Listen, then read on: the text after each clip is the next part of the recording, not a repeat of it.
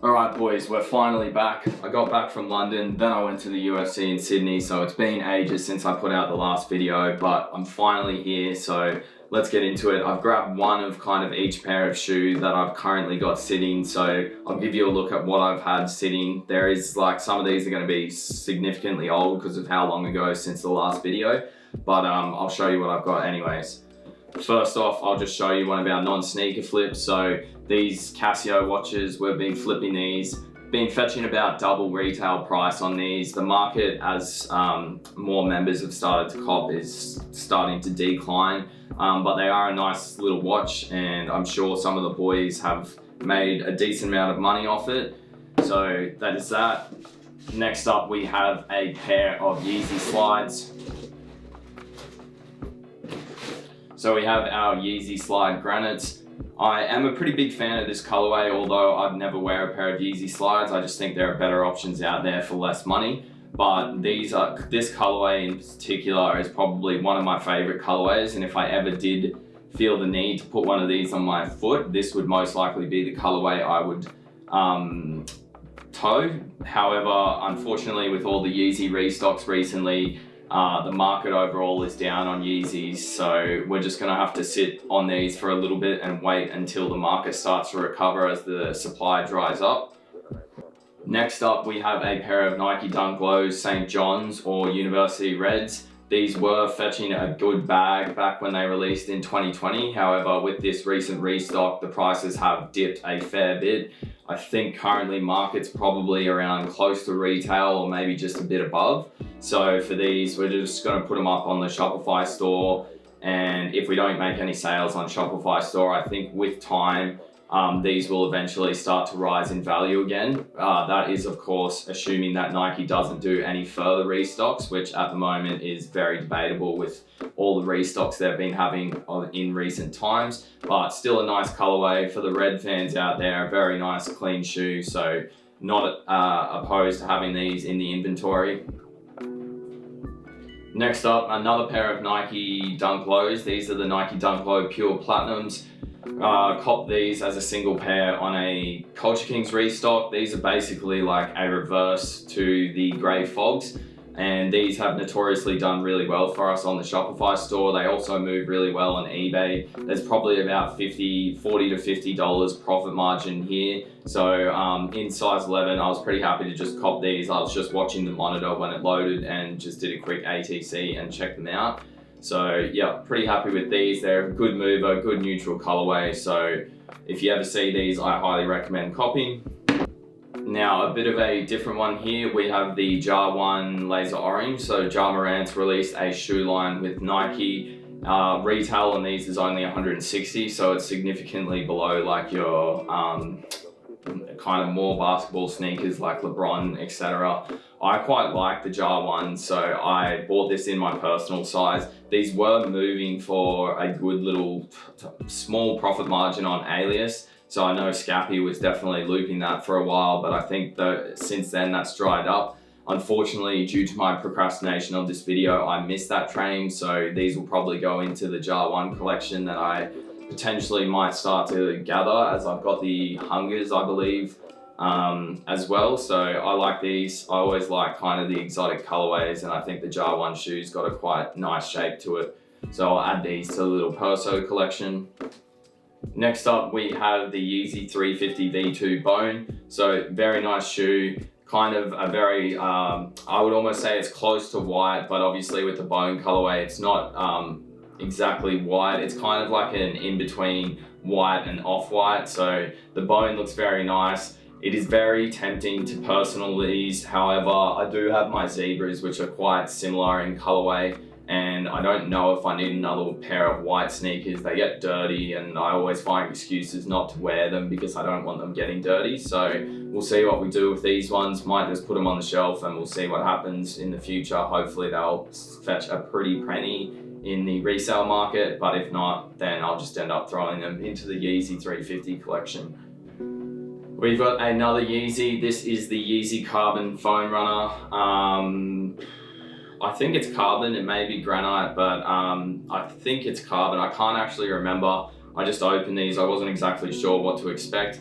but anyone that's watched this before knows my opinion on the foam runners. I'm personally not a massive fan, but they do really well in the resale market. So for those of you that did cop, I'm sure that you are going to be able to fetch some pretty good resale margins on these at a later date. However, with the, like I mentioned earlier, the massive influx of Yeezys recently, they are kind of a brick in this current market.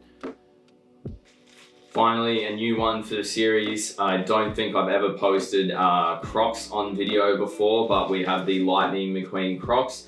Hopefully you're looking at an image of them now on the video, but these are some pretty cool Crocs. Crocs obviously have a very cult following, and they are doing a lot of collaborations at the moment with other brands and just some novelty type style releases. So these, I think retail was about $120 and cash out is sitting at currently around $180 to $200. So a nice easy pickup.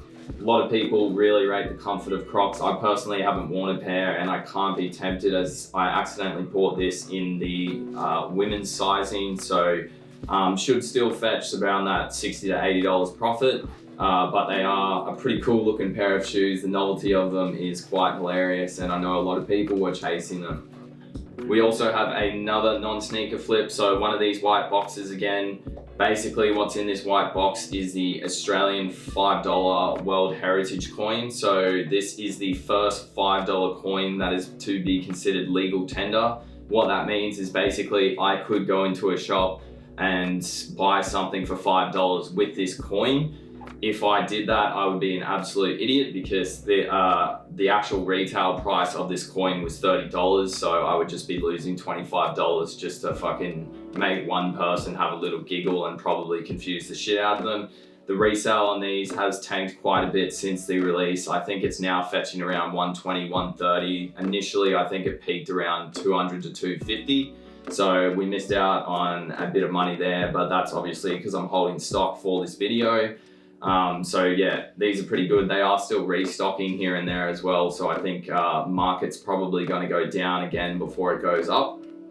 The last non-sneaker flip of this series is the Lego Birds of Paradise. So Harrison has just been pinging basically a bunch of Lego, and I've been copying these. I think we picked them up for about 40% off their retail price, and the set is retiring soon. So this is one of those ones that's just going into the Lego collection for me to kind of set and forget.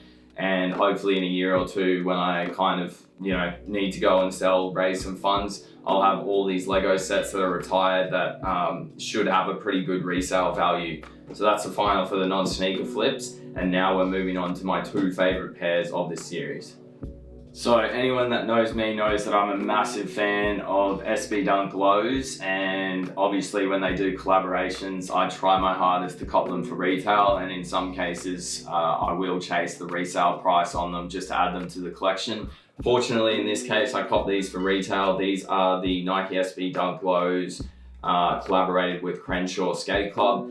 Absolutely fire shoe, kind of has like a cracked leathery texture, mixed with some suede on the toe box, etc. And then it also has a lace change for yellow, and then more of like a kind of, I'm gonna say, more of like a maroony as well. So yeah, pretty fire pair. I love my SB Dunks. There's a lot of little intricate details on these. Each sole is unique. The soles on each shoe, left, right, are different. And then also in the tongues, and then they also come with a pair of insoles that are interchangeable with the stock ones they provide. So awesome shoe, love my SB Dunks, was massively stoked to cop these, and I don't even think these are the best SB Dunks I've copped. Next ones I reckon are my favorite of recent times.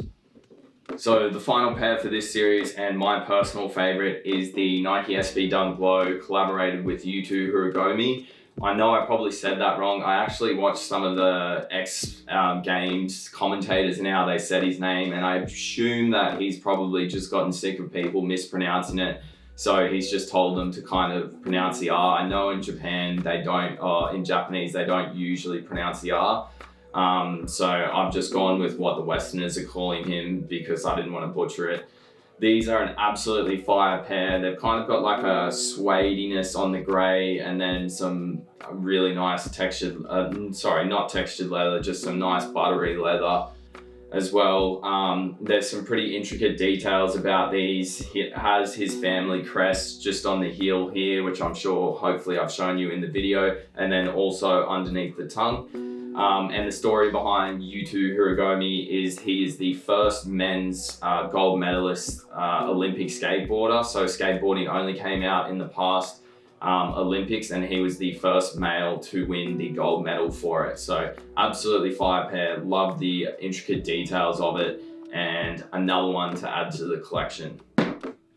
That basically wraps up the series. I'll try and get the next one out a lot faster now I've got some momentum and normality back. Hope you enjoyed and look forward to the next episode.